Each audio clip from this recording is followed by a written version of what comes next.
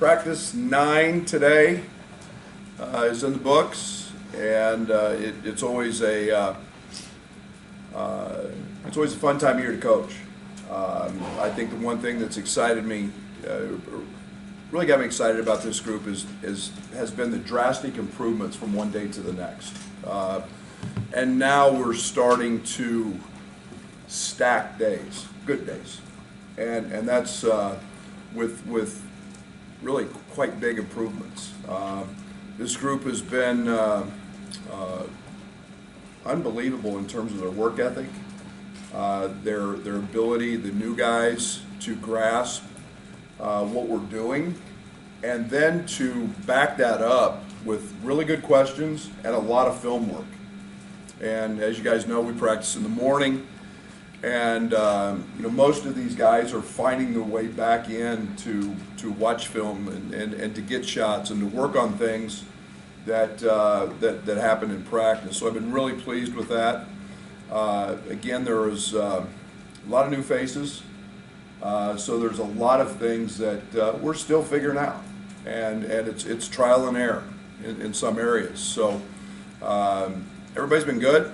Like I said, I've been really pleased with our freshman group, their effort.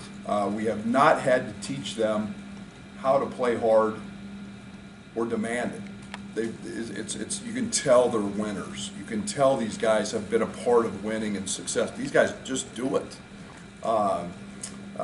They show up, and it's just been basically gaining knowledge and understanding, and then putting those things into play against bigger and stronger players, and that's just the natural progression that it takes. But I think we've gotten very good leadership from our veterans.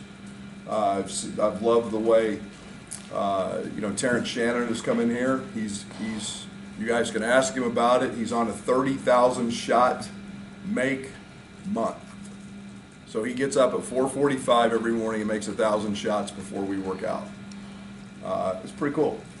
Now, I told him that you can't sustain that throughout the course of the season when we play games, so we would like you to get some sleep. But very dedicated. He's been tremendous. I think his leadership. Been very pleased with Coleman. Obviously, a third-year guy now, and his role in helping the young guys. And then it's been nice to see RJ and Luke really start to feel more comfortable as veterans of our team, because they know what's going on, and they've all had great moments. So, like I said, I feel I'm in a pretty comfortable place. I like the way we're playing. There's a lot of questions that we'll need to see a different colored jersey in a scrimmage and an exhibition game to see how those guys react. But I like this group at this point. It's obviously very nice to be in the newly renovated Oven basketball facility. The extra space in the courts has been fabulous and very nice to have. We're not completely settled yet, but most of the player spaces are complete, and in terms of the locker room and the training room, obviously Fletch's area was of importance. So it's been great. Looking forward to finally getting in my office and really getting settled, and then just we're completely dialed in on the season. So it's been great to this point, and hopefully we continue stacking days and getting better. Coach, can you just talk about the process of embracing the new transfer rules and what that's meant for your team? Transfers are going to play a big role on the team, obviously. Transfers are a huge part for every team. It's our culture. I've told some NBA scouts my 8 years as a junior college coach, I'm hitting back home. It's starting over every year. There were years we had 10 new guys in junior college, and I think that you've got to adapt a little bit. You've got to have an idea what you want to do. This is a plan we've had in place for some time with positional size, knowing that we weren't going to have a Kofi forever. But yeah, it's the portal's it's a great tool for coaches. to go out and replace guys and find some veterans, and I think we've done that. You mentioned using the scrimmage to see another jersey versus having 2 exhibitions. How valuable will that opportunity to be challenged and to find out about your team that early?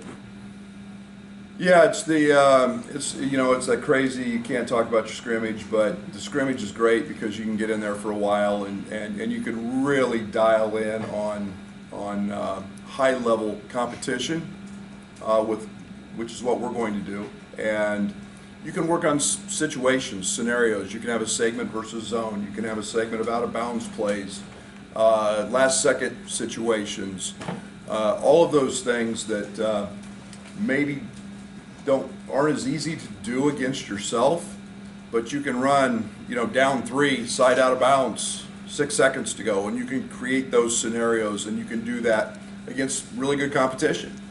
Obviously, we'll scrimmage, but it's those scenarios that are really good because you can really stop it and teach in those moments, and both sides get to do that. So I'm a big fan of those scrimmages. Brad, this day of NIL, so much other things are recruiting. How much does a new facility, renovated facility, matter to you guys day to day recruiting? No, facilities are huge. Period. No matter NIL, non-NIL, they are huge. A lot of it, we play at the highest level. And most of our student athletes come here with the idea of wanting to be a professional, and they want to have access. And they want to be in situations where they have great weight facilities and great recovery facilities and rehab and training, but also 24-hour access. And I've said that this is the nicest basketball training facility in the country. And I don't like the word practice, it's training facility. We're in here all the time. We're training, we're lifting, we're the recovery piece. Anything that they need to make themselves the best basketball player they can be, we are now offering them that. And there's some comfort things in there. There's no lie. There's some nice comfort areas and places that we want them to feel comfortable, that they want to be in there all the time. And so it's a big part of it, and there's no doubt. NIL is kind of a separate deal, but it's a piece to knowing, hey, if I go to the University of Illinois, I've got an incredible facility, play my games in, there are sellout crowds every single night, and it was just renovated 6, 7, 8 years ago, and now I've got a state-of-the-art basketball facility that I can live in every day. Coach, you have freshman point guards, and does that concern you at all going in with that much experience in your backcourt? Well, I think you're always a little bit leery of young guys in the backcourt, but they're really talented. I mean, Jaden Epps and Ty, and I haven't been as worried about it because we're positionless. We've been playing Terrence Shannon a lot on the ball. Coleman shifts over, and plays on the ball some based on matchups. And we're not as dominant a ball handling team as maybe we've been in the past. Those guys are really, really good, and they've been great. Jaden Epps, I think last Saturday during our Brad School scrimmage was our leading scorer, and was tremendous. And he's just continued to build this week. Sky was out and missed a few days with a concussion, but he's back now, and he's been terrific. So it's I love those guys. And Ty is a guy that we're playing a lot at the point, just a 6'6", 220, just playing, doing some bully ball things with him. He's such a good passer. When you add transfers, even if they played 3 or 4 years, is there an idea that you can maybe still unlock something that hasn't happened for them yet? Well, I think there is. I think there's also challenges that they have habits that are really hard to break, and I think there's a little bit of give and take in that. I think one of the things that excites me the most is, these guys all come from very, very, very successful programs, and they're all very knowledgeable. I think our style fits all 3 of them, and our system, it fits. It's a great fit, and we thought that when we were out looking at those guys, and Terrence Shannon, elite athlete, elite, maybe as good as we've had. At 220 pounds and speed. He's got that wide receiver type speed, and it's fun to see him in the open court.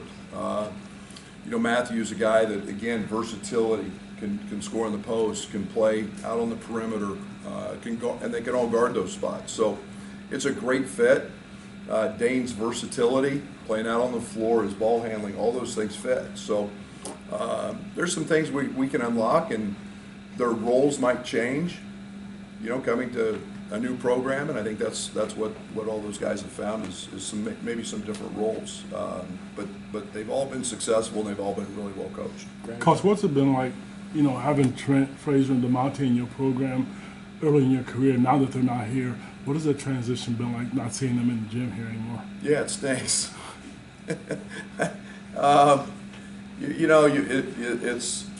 It's a. I've told somebody Trent's a throwback. Trent got mad at me when I took him out of practice.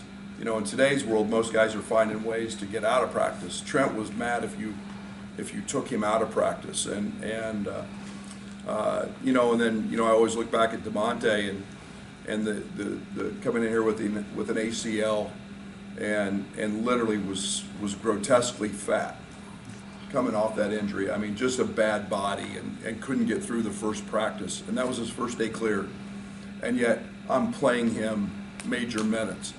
I have so much appreciation for the layers that they built of our culture and our program, and it's no wonder that both of them are having success, playing professionally. Where's the right now on October 7th, like who that guy is after that last media timeout that you'll have out on the floor because you'll get stopped or get a loose ball or have that dog type of mentality to. I don't know yet. I probably won't know that till we actually live through those moments. And I'll be very honest, we haven't spent a ton of time on situations yet, practicing those. But, I think as we get into our scrimmage and our exhibition, we'll manufacture a lot of those to find out who those guys are. But, right now we're really balanced, and it's been, you're finding out who can execute, who can do all the little things. But we do have some guys who can literally just go get one, and it's a pretty good feeling to know that. Where's the team at defensively right now, Coach? And way ahead of where we're at offensively. I've been really pleased defensively. We're still learning because of our youth. About 95% of the mistakes we make are because of lack of communication, not talking. And it's one of the great challenges with freshmen is getting those guys to communicate. And our mistakes are happening there, but they're getting better. They're understanding our terminology. They're understanding positioning. And I think the game's starting to slow down a little bit for them. But, there's still tons of room for improvement. And but I like where we're at, and I love the potential for this team on the defensive side with our length, our speed. I think this team can be a very, very good defensive team. You said you like your leadership. Is your voice more prevalent still, though, with so much newness and more hands-on this year than in the past? No doubt. I've made myself very aware of that throughout the summer. I probably have traveled less this month in the recruiting game for that simple reason. I need to be here. I need to be around. I need to make sure that through individual workouts and the 8 hours before practice started, we were here, and that they understood what I expected from them, and how those things were going to be. So I've been around intentionally a lot more, and even through the summer quite a bit more, so they get a good grasp of what we want. But I'm slowly feeling like I can let them do things. They have a good understanding. They're coming to me now, and asking things and seeing things, and that's a really good sign. With the way things are changing, I don't know if you agree with the word sort of chaotic, but the kind of the chaotic nature of college sports in the moment, can you picture having a team again with guys like Frazier and DeMonte? I hope so. And the way it is now, the need for puzzle pieces to be put together, does this appeal to your nature? You know, I mean, in a perfect world, I'd love to, you know, I love what it was 20 years ago when you go recruit 2 guys in the fall and you were done. And you knew what your team was going to be, and you had that class balance, you know, and you had, you know, 3 seniors and 4 juniors and, you know, 4 sophomores, and you had a group of freshmen that you were excited about, and I get it. That's not going to happen anymore.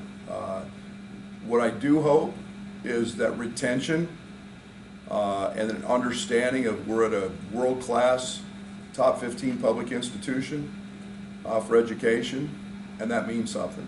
And that retention becomes a big part of what they're doing because we have great fans, because we have a tremendous practice facility, because we have the best strength coach in the country, because our assistant coaches are the best, because we play in the best league in the country. And if you can find a greener pasture than that, good luck. Good luck. And so I do hope that that piece of retention happens with us, because that's ultimately growth. You look at Golden State Warriors; they won because of look how long all those guys have been there.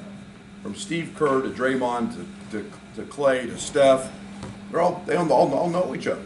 Looney, they've all played together. It even happens at the NBA level. So having guys together like that, and no coincidence, we won a Big Ten championship last year because we've got, you know, 5th-year guys, and Kofi was a veteran, and you know, Jake had been in the program, and so it's just a,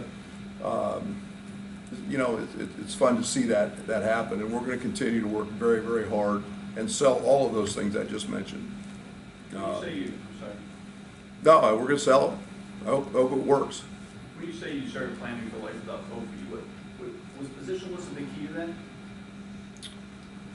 Kofi's, you know, I thought Kofi would could potentially be a one and done, and so, you know, it was a matter of just going out and getting wings. It was bigger wings. We knew we needed positional size. We knew you're not going to go replace him, and not to say we don't have bigs, but you're not going to find a dominant piece like him. Then you know, okay, well, we got to have guards who can break you down off the dribble, and so it's been really contemplated since his middle of his freshman season, you know, and here's how we have to go attack this, and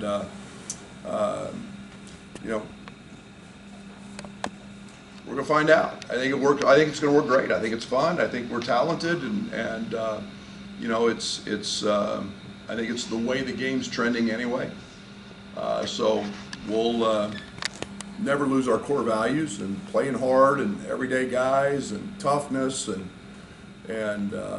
we're not going to lose that in that process. But yeah, we'll throw it up and see how it works. Seems like replacing Kofi's defensive rebounding is one of the major factors. Is this a situation where you have to have the guards and the wings crashing the defensive glass a little bit more? Yeah.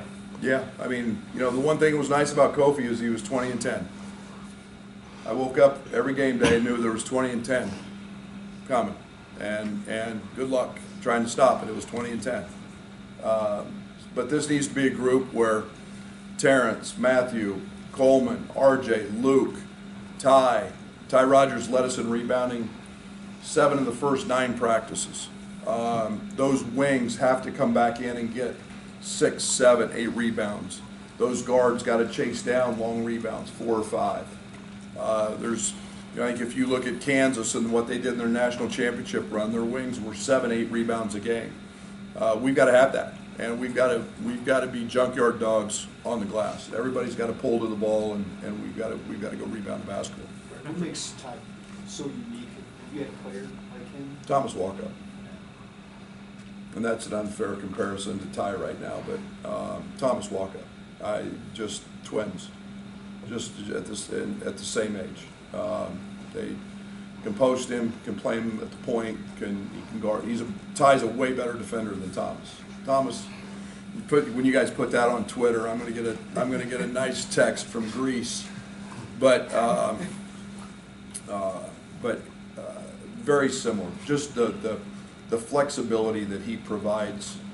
Ty's probably a better passer than Thomas was at the same age, but yeah, he's got it, and it is all the intangible things that allow you to win, and then he is a tough, mature freshman, and those aren't easy to find. After the end of last season and kind of fall off season with RJ, what kind of leap do you think he can take this year? Big. I think the one thing that I think RJ's the typical freshman that found out it was really hard, had some success, unfortunately had the appendicitis, and then said, okay, I need to go work. And he and Fletch have become very close in the weight room. We've seen that in his 20 pounds. He's got elite athleticism. And then he's worked on his jump shot. And you're talking about a guy that the ball finds him in a lot of scenarios, rebounding. I think he's more confident now because of the added weight and the strength that he's not going to get knocked off of it like he did last year. So I think it's just I'm excited for him. I'm excited for the season that I think he's capable of having. He's still got areas he's got to get better at, but he's only a sophomore as well, and he's young. So he's made a nice progression. You mentioned new roles for transfers, and with Terrence that's having the ball in his hands more. Have you seen an evolution already? Maybe what he is, what his game is from like the time you were looking at him in the portal and what he did at Tech? Yeah, Terrence. I hope our pace. He's played multiple positions. He was very involved in motion offense there. He's been. I've been very, very pleased and surprised with him in ball screens. He's a terrific passer, which has surprised me. But he's very, very good downhill. And some of the IO in transition type opportunities. He's got that speed. He's got that burst. He's a very, very good athlete and strong. I think he's a guy that differs from IO in this, that I think he's a guy that can get to the line 8 to 10 times a game. I mean, he will bulldoze his way down there. He's big and strong, and I'm hopeful that plays out that way. But yeah, the open court's been good for him. Every year it seems like you make an adjustment, whether it's personnel with adding Kofi or whether it's a defensive style change. You've made a lot of adjustments over the year. As you grow and as you see more, what's the big thing this year? What did you learn this off season that you can instill this? Yeah, I think we've got to get. I think one of the things with Kofi was, and we were blessed to have him, was there were certain things we became great at with him defensively, and those were singular things. Same thing on the offensive end. I think we were 5th in the country in our drop ball screen coverage, and became very good at those things. Kofi allowed us to do that. We're going to be able to do a few more things on both ends. You look back at some of the games we played without Kofi last year. I think there were 5 or 6 of them. You saw 5-out stuff. Coleman was very successful and good in those games. Not to spill our playbook, but there you go. And there's some different things that we can do there, and we've got some different opportunities on the defensive end.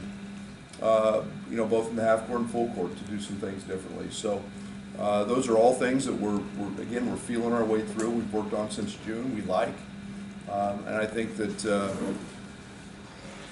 I don't want to talk a whole lot about depth but early these guys are going to play. We're going to find out who can play and who can't, and that's why I'm so excited. I think that we've got some talented guys that are playing really hard, and if things go perfectly, we'll be able to do that for a while. Someone asked earlier about who would be your go-to guy, maybe in that situation. Could that depend on the matchup that you have? It could change from day to day? Absolutely. Absolutely. I think we've known for the last 3 years who was getting the ball at the end of the game, as did everybody in our league. But I don't think it's that easy this year. I think you could be, running an action for Luke or RJ to get a shot. Maybe it's a dribble into a post up for Matthew or Ty or whatever for TJ, and maybe it's just a rip downhill. Some of the actions that we've run don't fit this team, and so we're working on putting new ones in that do. So yeah, I think it's very fair to say that. Brad, I just went up to Chicago and saw Io and Malcolm. It was on the wall. And there too, what's it mean to have that ambassador in the program Oh, for you guys? Io's a rock star. I mean, he's not just as a player and because he's starting for an NBA team. I'm saying because of what he's become, how he's gotten there. And his love for Illinois. Most kids think that, they say the right things in the recruiting process and they tell you guys all what you think you want to hear. And, I love Illinois. I want to take care of my home school. That's real. That's real with Io. And, come down here and, he spent a day down here doing some commercials and came in the practice facilities just in awe. I mean, he's almost, tearing up. He can't wait to get a workout in and put the orange shoes back on. And that's real. And, to see him, more importantly, to walk in and hear Arturas and to hear Mark and to hear Billy and all those people talk about how much they like him, you can't ask for anything more, and not just the player, but for what he's established as his work ethic and how he's gotten there. Pretty proud of him. Coach, you've had Brett Bielema and Sean McBean have both mentioned Io when it comes to their sport and recruiting. What does that say? Well, I guess what does that mean to you as far as how important he is when other sports programs are using a guy like him as a recruiting tool? It's helped us get where we want to. No, let me rephrase that. We're not where we want to be yet. That's not true because we haven't won a national championship yet. And for anybody who's, Big Ten championships are important and it's our goal every year. But to have a guy to know where we came from, and I tell our team every year, I'm the losingest coach in the history of Illinois basketball in one season. I am. Y'all wrote about it. I don't. But that's part of the process. He was on that team. He was on that team. And to grow and to go through that, and that's what Brett's in the process of building. Sean is going to get built. You have to have people that you look back on and that you tear up when you talk about them. And you know the importance because you know the value that they have on your program and the impact that they have on your program. The fact he's from the state helps. They're trying to do that same thing. And you don't get there. It's not easy. It's really hard to win. And it takes the right character and the right piece. And softball had a key recruit in and from the state. I did a video for them and to help them. And it's all about Iowa. That's huge. That's bigger than our program or any program. That's what this thing's about. And they should use Iowa. And makes me feel great. It's because, listen, winning's fun. We're going to experience that tomorrow night. Time's our game, 6:30? 6:30 when it kicks off. And we're going to watch Shauna build and do it the right way. Winning's fun. But you got to have those key people that do that, and for them to say, hey, Io DeSumo's that guy, you know what? And he takes that and holds that dear to his heart, and is really proud of that. Coach, this time. You have in your building fewer people who are actually core parts of that climb from that season that you mentioned.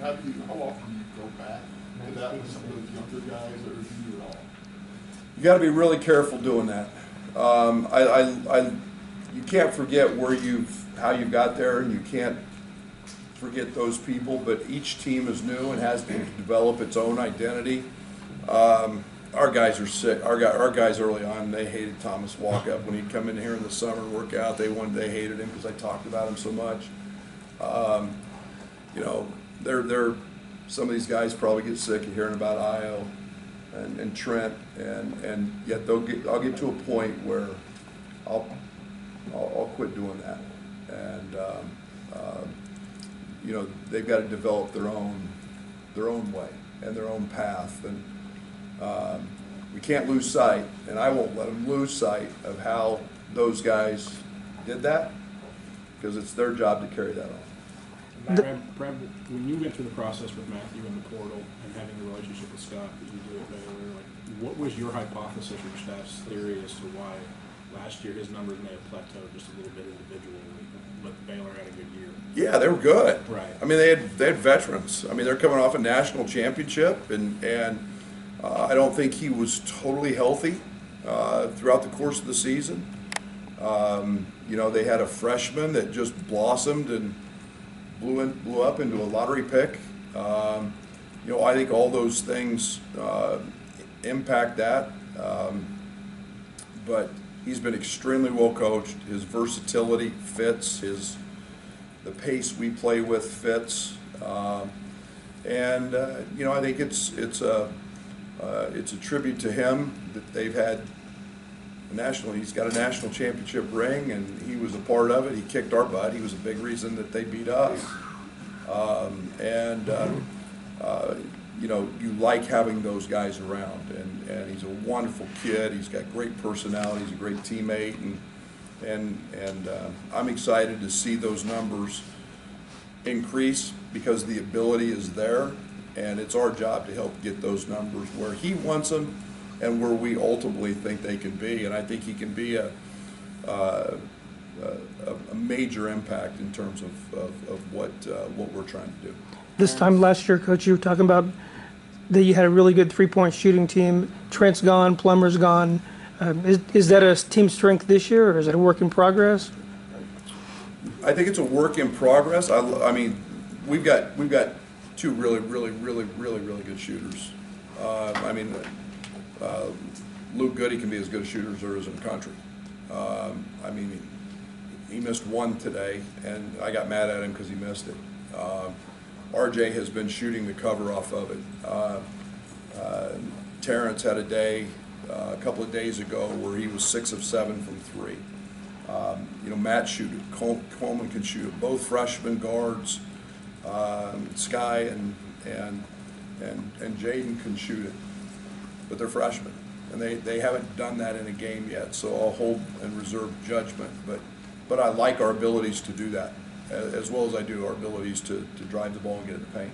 You mentioned Matt not being fully healthy last year. Terrence also missed a month, had the back issue. Where's Terrence at? And Matt was recently cleared. Where do you see both those guys at physically?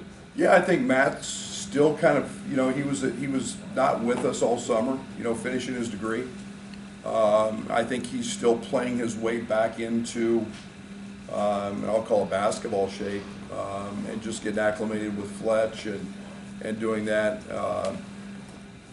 Terrence has worked his tail off, and I think Fletch feels great about where he's at in terms of being a little more limber, being loosened up. He was very active in the Pilates and yoga and all of that scene this summer, and that's helped him. And he's been fabulous in practice. He hasn't missed a day. He hasn't said anything. He's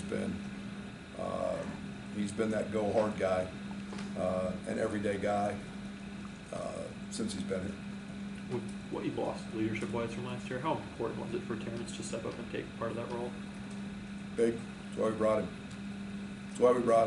That's why we were looking for that. You know, I've said it many times. If I have to lead completely, we're not going to be very good. And he and Matthew have been and seen a lot. And Coleman seen a lot, had a lot of success. Those guys have to help those young guys understand how we do it, what we do, and they've got to help them get there as well. So we're becoming We have guys, Ty Rogers, natural leader. Luke is a natural leader. We're starting to see all of those guys assert themselves. And the more we have, the better it is. So I feel pretty comfortable that we're getting to where we need to be in that area. And with that in mind, like you said, this summer you wanted to be around more to kind of have that voice, but also how do you balance that with not wanting to be the one who leads and kind of let them find their own way in that regard? It's my feel. I mean, I got to feel that they're getting comfortable enough to, you know, damn it, Derek, that's not how we do it. You know, and to be able to say those things and critical things to their teammates and yeah, pat them on the back and give them a word of encouragement. That's comfort. That's comfort within the locker room of your team, and you witness that. And you know, they've got to know that when a player doesn't dive on the floor for loose balls, that Io DeSumo jumped up and slammed the ball against the wall and chewed somebody out, because that's not how we do it here. That's why we went. And we're starting to see that. That didn't happen this summer, but we're starting to get to the intangible things that ultimately give you an extra possession to win games, and or the accountability to play for your teammate and the guy sitting to your right and to your left. And we have that. I love our guys' character. But you